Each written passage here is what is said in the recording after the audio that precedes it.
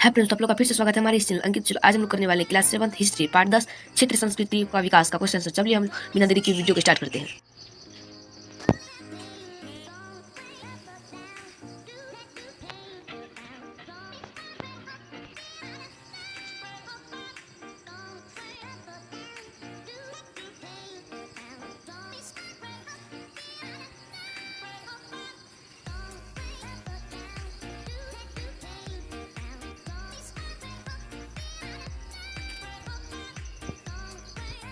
प्रश्न नंबर पहला है, उर्दू लिखने के लिए कौन सी लिपि का प्रयोग में लाई जाती है? इसका आंसर होगा फारसी। दूसरा है, प्रसिद्ध ऐतिहासिक कृति राजत रंगिनी के लेखक कौन थे? इसका आंसर होगा कलहन। तीसरा है, अमीर खुसरो ने लेखन की एक नई शैली विकसित की जिसे कहते हैं हिंदवी। चौथा है, रामचरितमानस के रचयिता तुलसीदास। प्रश्न नंबर दूसरा, चलिए हम लोग इसको दूसरा तरह से दिखाते हैं। पहला है, जयदेव गीत गोविंद के रचयिता। दूसरा, अवधूत समद दीवारों पर चित्र बनाने वाला फारसी चित्रकार। तीसरा, कथकली केरल की नृत्य शैली। चौथा, जगन्नाथ संप्रदाय उड़ीसा। चार्यपद बंगला भाषा। प्रश्न नंबर 2 कंप्लीट हो गया। चलिए हम लोग तीसरे की ओर। पहला, निम्नलिखित की रचना किसने की? पृथ्वीराज रासो। दूसरा, उत्तर रामचरित। पृथ्वीराज रासो चंद बरदाई। दूसरा, उत्तर रामचरित भभूति। दूसरा प्रश्न है, कन्नड़ साहित्य के 3 रत्न कौन थे? कन्नड़ साहित्य के 3 रत्न थे पंपा, पूना और रन्ना। तीसरा प्रश्न, ऐसे 2 कवियों के नाम बताइए जिन्होंने मुगल काल में उर्दू साहित्य के विकास में अत्यधिक योगदान दिया।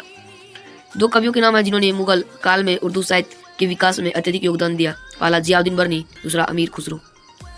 प्रश्न नंबर 4 है, भगवान जगन्नाथ मंदिर में 3 देवताओं की प्रतिमाएं हैं। ये प्रतिमाएं किन देवताओं की है?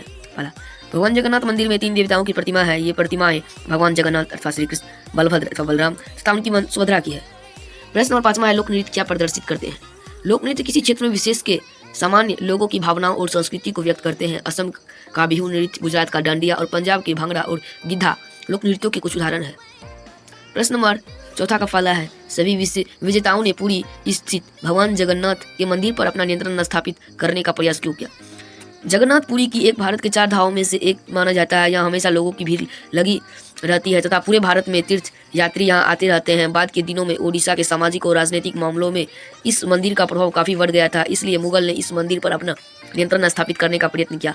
उन्होंने सोचा कि इससे लोग ओडिशा पर उनकी सत्ता स्वीकार कर लेंगे। ईस्ट इंडिया कंपनी ने भी ऐसा ही किया था। मध्यकाल में बंगाल में चित्रकला और संगीत कला के विकास के बारे में आप क्या जानते हैं? चैतन्य महाप्रभु बंगाल के महान भक्तिकालीन संत थे।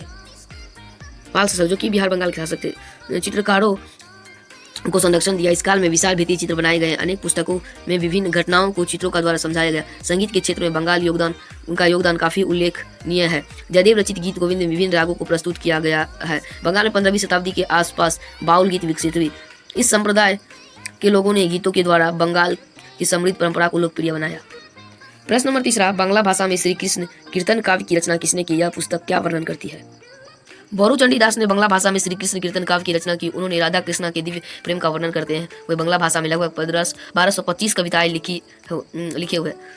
कृतवस्य ओझा द्वारा 1498 ईस्वी में बांग्ला में संस्कृत रामायण का अनुवाद किया गया है। नुसरत शाह के आदेश पर बांग्ला भाषा में महाभारत तैयार किया गया।